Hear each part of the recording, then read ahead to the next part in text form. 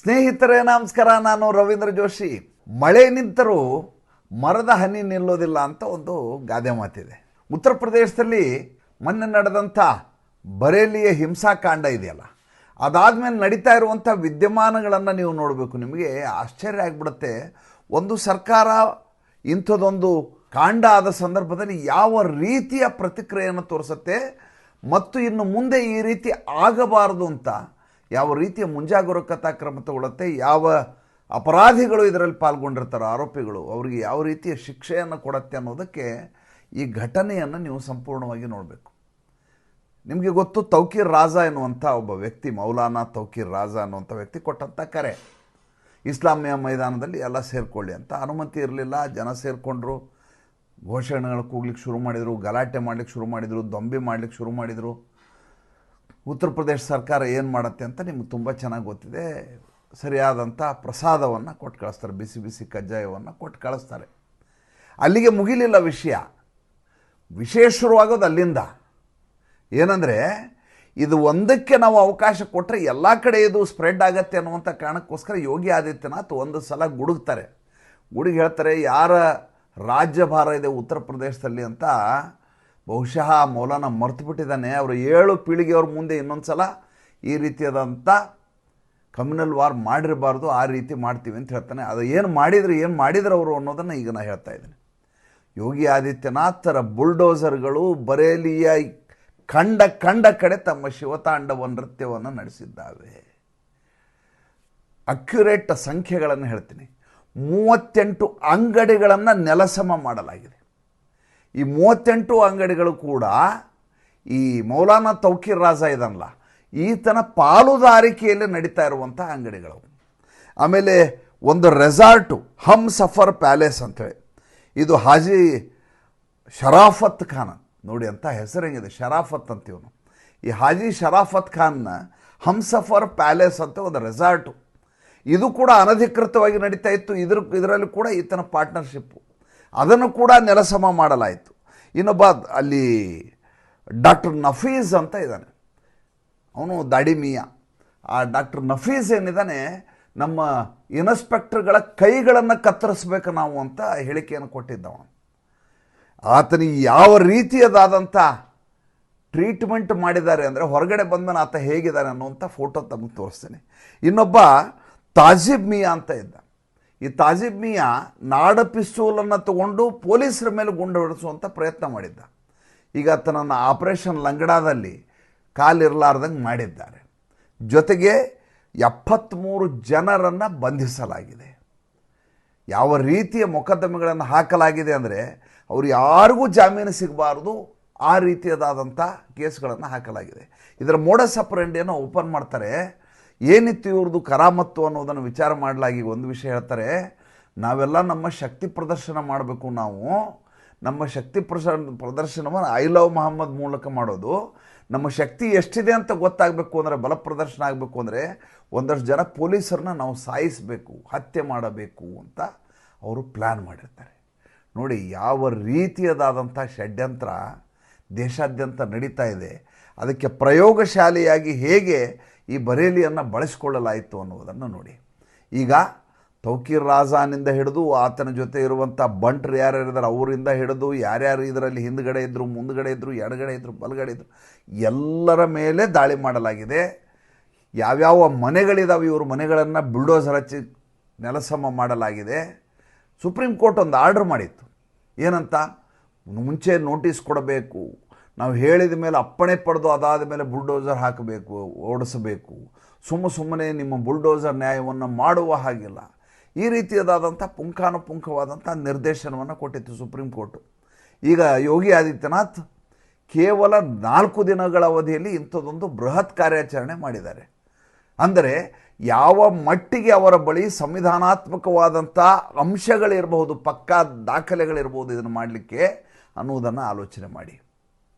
ಈ I love Mohammed ಅನ್ನೋದು ಕೇವಲ ಉತ್ತರ ಪ್ರದೇಶಕ್ಕೆ ಸೀಮಿತ ಆದದ್ದಲ್ಲ, ಇಡೀ ದೇಶಾದ್ಯಂತ ಪ್ರತಿ ಶುಕ್ರವಾರ ಮಾಡಬೇಕು ಅಂತ ಪ್ಲ್ಯಾನ್ ಮಾಡಿದಂಥ ಭಾಳ ದೊಡ್ಡದಾದಂಥ ಟೂಲ್ ಕಿಟ್ ಇದು. ಈ ಟೂಲ್ ಕಿಟ್ಟನ್ನು ಒಂದೇ ಹೊಡೆತಕ್ಕೆ ಯೋಗಿ ಆದಿತ್ಯನಾಥ್ ಸಂಪೂರ್ಣವಾಗಿ ವಿಫಲಗೊಳಿಸಿದ್ದಾರೆ. ಇನ್ನು ಒಂದು ತುಂಬ ಇಂಟ್ರೆಸ್ಟಿಂಗ್ ಆದಂಥ ಇನ್ನೊಂದು ವಿಚಾರವನ್ನು ಹೇಳ್ತೇನೆ. ನನಗೆ ಭಾಳ ಮಜಾ ಅನಿಸಿದ್ದೇನಪ್ಪ ಅಂದರೆ, ಅಕ್ಟೋಬರ್ 7, 2023ಕ್ಕೆ ಹಮಾಸ್ ಉಗ್ರರು ದಾಳಿಯನ್ನು ಮಾಡಿದರು. ನಿಮ್ಗೆ ಗೊತ್ತಿರೋದು ಇಸ್ರೇಲ್ ಮೇಲೆ ಅವರ ಹಬ್ಬದ ದಿನ ಮ್ಯೂಸಿಕಲ್ ಕಾರ್ಯಕ್ರಮ ನಡೆಯುವಾಗ ಮಾಡಿದಂಥ ದೌರ್ಜನ್ಯ ಎಲ್ಲ ಗೊತ್ತು ನಿಮಗೆ. ಇದು ಇಸ್ರೇಲು ಮತ್ತು ಹಮಾಸ್ ಮಧ್ಯೆ ಯುದ್ಧ ನಡೀತಾ ಇದೆ. ಅದು ಎಲ್ಲೆಲ್ಲಿಗೂ ಸ್ಪ್ರೆಡ್ ಆಗ್ತಾ ಇದೆ. ಈ ಕಡೆ ಕತಾರ್ ಹೊಡಿತಾರೆ, ಈ ಕಡೆ ಇರಾನ್ ಹೊಡಿತಾರೆ, ಯಾರ್ಯಾರು ಸಿಗ್ತಾರೆ ಎಲ್ಲರನ್ನೂ ಮುಗಿಸ್ತಾ ಇದ್ದಾರೆ ಅವರು. ಪ್ಯಾಲೆಸ್ಟೀನಿಯನ್ರು ಉಸಿರೆತ್ತಿರಬಾರದು ಆ ರೀತಿಯಾಗಿ ಅದನ್ನು ಸಂಪೂರ್ಣವಾಗಿ ಧ್ವಸ್ತಗೊಳಿಸುವ ಕೆಲಸದಲ್ಲಿ ಇಸ್ರೇಲ್ನ ಸೈನ್ಯ ನಿರಂತರವಾಗಿ ತಮ್ಮ ಕಾರ್ಯಾಚರಣೆಯನ್ನು ನಡೆಸ್ತಾನೆ ಇದ್ದಾರೆ. ಬಂದ ಮಾರನೇ ದಿವಸನೇ ಯುದ್ಧ ನಿಲ್ಲಿಸ್ತೀನಿ ಅಂತ ಹೇಳಿದಂಥ ಡೊನಾಲ್ಡ್ ಟ್ರಂಪು ಎಷ್ಟೋ ಸಂದರ್ಭದಲ್ಲಿ ತಾನೇ ಸಹಾಯ ಮಾಡಿ ಈಗ ದಾಳಿಗಳನ್ನು ಮಾಡಿಸ್ತಾ ಇದೆ. ನೀವು ನೋಡಿದಂಥ ವಿಚಾರ. ನಿನ್ನೆ ಒಂದು ಮಜಾ ಘಟನೆ ನಡೆಯಿತು. ಏನಂದರೆ, ಡೊನಾಲ್ಡ್ ಟ್ರಂಪು ಒಂದು ಸಣ್ಣದನ್ನು ರೆಡಿ ಮಾಡಿದ್ದಾರೆ. ಏನಿದ್ರ ಹೆಸರು? 20 point plan to end Gaza war ಅಂತಿದ್ರೆ ಹೆಸರು. 20 ಅಂಶಗಳ ಒಂದು ಕೈಪಿಡಿ, ಹೇಗೆ ಮುಗಿಸ್ಬೇಕು ಈ ಯುದ್ಧನವನ್ನು ಹೇಗೆ ನಿಲ್ಲಿಸ್ಬೇಕು ಅನ್ನುವಂಥ ಒಂದು ಗೊತ್ತುವಳಿಯನ್ನು ಮಾಡಿದ್ದಾರೆ. ಎಷ್ಟು ಮಜಾ ಇದೆ, ಎಷ್ಟು ಇಂಟ್ರೆಸ್ಟಿಂಗ್ ಇದೆ ಅಂದರೆ, ಬಹುಶಃ ಇದನ್ನು ಮುಂಚೆ ಮಾಡಿಬಿಟ್ಟಿದ್ರೆ ಎರಡು ದೇಶಗಳ ಮಧ್ಯೆ, ದೇಶ ಅಂತ ನಾವು ಪ್ಯಾಲೆಸ್ಟೈನ್ ಒಪ್ಕೊಳ್ಳಿಕ್ಕೆ ಆಗೋದಿಲ್ಲ, ಬೇರೆ ನಮ್ಮ ರಾಷ್ಟ್ರ ಅಂದಿರಬಹುದು, ಆದರೆ ನಮಗದು ಮಾನಸಿಕವಾಗಿ ನಾವು ತಯಾರಾಗಲಿಕ್ಕೆ ಸಾಧ್ಯನೇ ಇಲ್ಲ ಬಿಡಿ. ಅದು ರೆಫರೆನ್ಸ್ ಕೂಡ ಇಲ್ಲ, ಬೇರೆ ಎಲ್ಲ ಅಲ್ಲ. ಈ ಅವರ ಕುರಾನ್ ಇದೆಯಲ್ಲ, ಕುರಾನ್ನಲ್ಲಿ 80ಕ್ಕಿಂತ ಹೆಚ್ಚು ಬಾರಿ ಇಸ್ರೇಲ್ನ ಹೆಸರು ಪ್ರಸ್ತಾಪ ಆಗುತ್ತೆ. ಒಂದೇ ಒಂದು ಕಡೆಯಲ್ಲಿ ಫಿಲಿಸ್ತೀನ್ ಅನ್ನುವಂಥ ಹೆಸರಿಲ್ಲ. ಅದು ಗೊತ್ತಿರೋದು ಇಬ್ಬರಿಗೆ, ಒಂದು ಸೋನಿಯಾ ಗಾಂಧಿಗೆ, ಇನ್ನೊಂದು ಪ್ರಿಯಾಂಕಾ ವಾಡ್ರಾಗೆ. ಬಿಟ್ಟರೆ ಬೇರೆ ಯಾರಿಗೂ ಫಿಲಿಸ್ತೀನು ಅನ್ನುವಂಥ ಒಂದು ರಾಷ್ಟ್ರ, ಅದರ ಬಗ್ಗೆ ಅಷ್ಟೆಲ್ಲ ಗೌರವ ಕೊಡಬೇಕು ಅನ್ನೋದೇನಿಲ್ಲ. ಇರಲಿ, ವಿಷಯ ಅದಲ್ಲ. ಯಾವ ಫಿಲಿಸ್ತೀನ್ ಅವರು ಇದ್ದಾರಲ್ಲ, ಪ್ಯಾಲೆಸ್ಟೇನಿಯನ್ಸ್ ಇದ್ದಾರೆ, ಅಲ್ಲಿರುವಂಥ ಹಮಾಸ್ ಉಗ್ರರಿದ್ದಾರೆ, ಆ ಗಾಜಾಪಟ್ಟಿ ಮತ್ತು ವೆಸ್ಟ್ ಬ್ಯಾಂಕ್ ಏನಿದೆ, ಅವರ ಸಂಪೂರ್ಣವಾದಂಥ ನಿಶಸ್ತ್ರೀಕರಣ ಮತ್ತು ಅವರ ಹುಟ್ಟನ್ನಡಗಿಸುವಂಥ ಒಂದು ಚಾರ್ಟರನ್ನು ಈಗ ಡೊನಾಲ್ಡ್ ಟ್ರಂಪ್ ಅವರು ಎಲ್ಲ ದೇಶಕ್ಕೆ ಸೈನ್ ಹಾಕ್ಲಿಕ್ಕೆ ಹೇಳಿದ್ದಾರೆ. ಭಾರತ ಕೂಡ ಅದು ಸೈನ್ ಹಾಕಿ ಆಗೋಯ್ತು. ಏನಿದಾವೆ ಪಾಯಿಂಟ್ ಅಂತ ಕೇಳಿಬಿಟ್ರೆ ನೀವು ನಿಜವಾಗ್ಲೂ ನಗ್ತೀರಿ ಸ್ವಾಮಿ.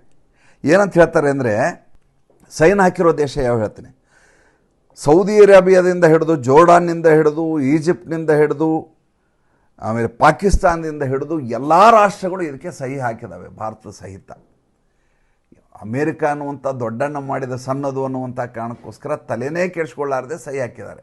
ಆದರೆ ಅದರೊಳಗೆ ಇರುವಂಥ ಅಂಶಗಳನ್ನು ಗಮನಿಸಿದರೆ ನಿಮಗೆ ಡೊನಾಲ್ಡ್ ಟ್ರಂಪ್ ಎಂಥ ವ್ಯಾಪಾರಿ ಅನ್ನೋದು ತುಂಬ ಚೆನ್ನಾಗಿ ಗೊತ್ತಾಗ್ಬಿಡುತ್ತೆ.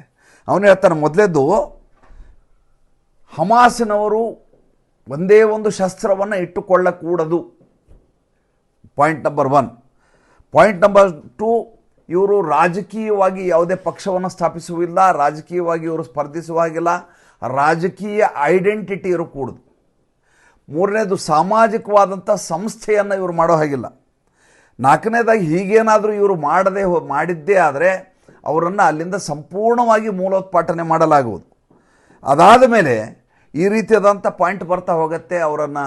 ಅವರ ನಿಶಸ್ತ್ರೀಕರಣ, ಅವರ ರಾಜಕೀಯವಾಗಿ ಅಸ್ತಿತ್ವ ಇರಲಾರದೇ ಇರೋದು, ಮತ್ತು ಅವರ ಎಲ್ಲ ಟನಲ್ಗಳನ್ನು ಸಂಪೂರ್ಣವಾಗಿ ಧ್ವಸ್ತಗೊಳಿಸೋದು, ಯಾವ್ಯಾವ ಅಂಡರ್ಗ್ರೌಂಡ್ ಮಾಡಿದಾರಲ್ಲ ಈಗ ಅವನ್ನೆಲ್ಲ ಧ್ವಸ್ತಗೊಳಿಸೋದು, ಅವರ ಅಸ್ತಿತ್ವವೇ ಇರಲಾರ್ದಂಗೆ ಮಾಡೋದ್ರಿ. ಒಂದೇ ಪಾಯಿಂಟಲ್ಲಿ ಹೇಳ್ಬೇಕಂದ್ರೆ, ಇಷ್ಟೆಲ್ಲ ಮಾಡಿದ ಮೇಲೆ ಆ ಗಾಜಾಪಟ್ಟಿ ಅನ್ನುವಂಥ ಪ್ರದೇಶ ಏನಿದೆಯಲ್ಲ, ಈಗ ಅನ್ನೋದು ವೆಸ್ಟ್ ಬ್ಯಾಂಕ್ ಗಾಜಾಪಟ್ಟಿ ಅಂತ ಹೇಳ್ತೀವಿ, ಅಲ್ಲಿ ನಮ್ಮ ಟ್ರಂಪ್ ಅವರು ಒಂದು ಟ್ರಂಪ್ ಎಕನಾಮಿಕ್ ಕಾರಿಡಾರ್ ಅಂತ ಮಾಡ್ತಾರಂತೆ. ಅಲ್ಲಿ ಸಿಂಗಪೂರ್ ಮತ್ತು ಹಾಂಗ್ಕಾಂಗ್ ರೀತಿಯ ನಗರಗಳನ್ನು ಕಟ್ತಾರಂತೆ. ನೋಡಿ, ನೀವು ಎಲ್ಲಿಂದ ಎಲ್ಲಿ ಹೋದರೂ ಈ ಮನುಷ್ಯ ಡೊನಾಲ್ಡ್ ಟ್ರಂಪು ತಾನು ಮತ್ತು ತನ್ನ ಕುಟುಂಬದವರು ಏನು ವ್ಯವಹಾರ ಮಾಡಬಹುದು ಅನ್ನೋದನ್ನೇ ಯೋಚನೆ ಮಾಡ್ತಾನೆ ವಿನಃ ಬೇರೆ ಯಾವುದ್ರ ಬಗ್ಗೆ ತಲೆನೇ ಕೆಡಿಸ್ಕೊಳ್ಳೋದಿಲ್ಲ. ಈಗ ಈ ಏನು ಸಣ್ಣದನ್ನು ತಯಾರು ಮಾಡಿದ್ದಾರೆ, ಈ ಪಾಯಿಂಟ್ಗಳನ್ನ ಹಾಕಿದಾರೋ, ಈ ಎಲ್ಲ ಪಾಯಿಂಟಿಗೆ ಉಳಿದ ದೇಶಗಳು ಸಹಿ ಹಾಕಿದ್ದಾವೆ. ಅವ್ರಿಗ್ಯಾರಿಗೂ ಸಂಬಂಧ ಇಲ್ಲ. ನೋಡಿ, ಈಗ ಮೊದಲೇದಾಗಿ ನೀವು ಉದಾಹರಣೆಗೆ ನಾನು ಹೇಳಬೇಕು ಅಂತಂದರೆ, ನಿಮಗೆ ಜೋರ್ಡಾನ್ ಒಂದು ಕಾಲಕ್ಕೆ ಜೋರ್ಡಾನ್ನ ದೊರೆ ಇವರಿಗೆ ಪ್ಯಾಲೆಸ್ಟೀನಿಯನ್ ಅವ್ರಿಗೆ ಆಶ್ರಯ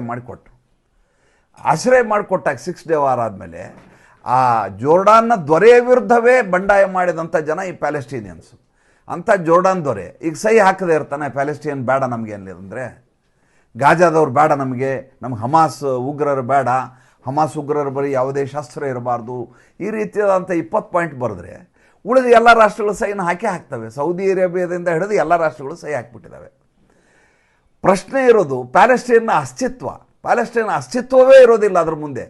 ಇದು ಹೇಗಿದೆ ಅಂದರೆ ನೆತನ್ಯಾಹು ಡಿಕ್ಟೇಷನ್ ಕೊಟ್ಟು ತನಗೆ ಹೇಗೆ ಬೇಕೋ ಹಾಗೆ ಸನ್ನದನ್ನು ಬರೆಸಿಕೊಂಡ ಹಾಗೆ ಇದೆ. ಇದನ್ನು ಹೇಳಿದ್ದೆ ನಿಮ್ಗೆ, ಯಾವುದೋ ಈ ಟ್ರಂಪ್ ಎಕನಾಮಿಕ್ ಕಾರಿಡಾರ್ ಅಂತ ಹೇಳಿದ್ದಾನೆ. ಹಾಗಾದ್ರೆ ಈ ಟ್ರಂಪ್ ಎಕನಾಮಿಕ್ ಕಾರಿಡಾರ್ಗೆ ಹೆಡ್ ಯಾರಪ್ಪ ಅಂತ ಕೇಳಿದ್ರೆ, ಈ ಟ್ರಂಪ್ ಎಕನಾಮಿಕ್ ಕಾರಿಡಾರ್ಗೆ ಹೆಡ್ಡು ಡೊನಾಲ್ಡ್ ಟ್ರಂಪ್ ಅಂತೆ. ಆಮೇಲೆ ಈ 20 ಪಾಯಿಂಟ್ಸ್ ಪ್ಲ್ಯಾನ್ ಮಾಡಲಿಕ್ಕೆ ಒಂದು ಕಮಿಟಿಯನ್ನು ಮಾಡಿದಾರಲ್ಲ, ಆ ಕಮಿಟಿಯ ಚೇರ್ಮನ್ ಯಾರು? Donald Trump. ಆಮೇಲೆ ಸೆಕ್ರೆಟರಿ ಯಾರಪ್ಪ ಅಂತಂದರೆ ಯುನೈಟೆಡ್ ಕಿಂಗ್ಡಮ್ನ ಪ್ರಧಾನಮಂತ್ರಿ ಅಂತ.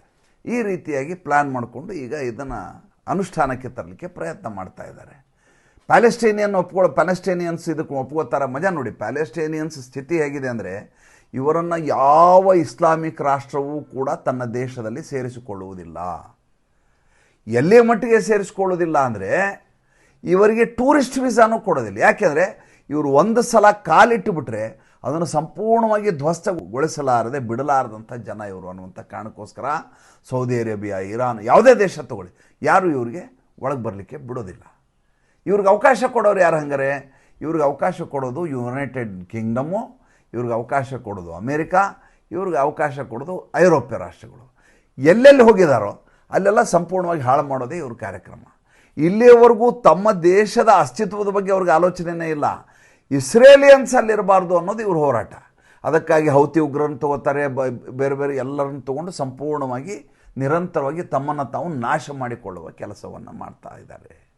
ಪಾಕಿಸ್ತಾನದ ಅಲ್ಲಿಯ ಜನರಲ್ ಆಸಿಮ್ ಮುನೀರು ಮತ್ತು ಈ ಅವರ ಈಗಿನ ಪ್ರಧಾನಿ ಇದನ್ನಲ್ಲ ಶಹಬಾಜ್ ಶರೀಫ್, ಇಬ್ಬರನ್ನು ಡೊನಾಲ್ಡ್ ಟ್ರಂಪ್ ಕರೆಸ್ಕೊಂಡಿರ್ತಾನೆ.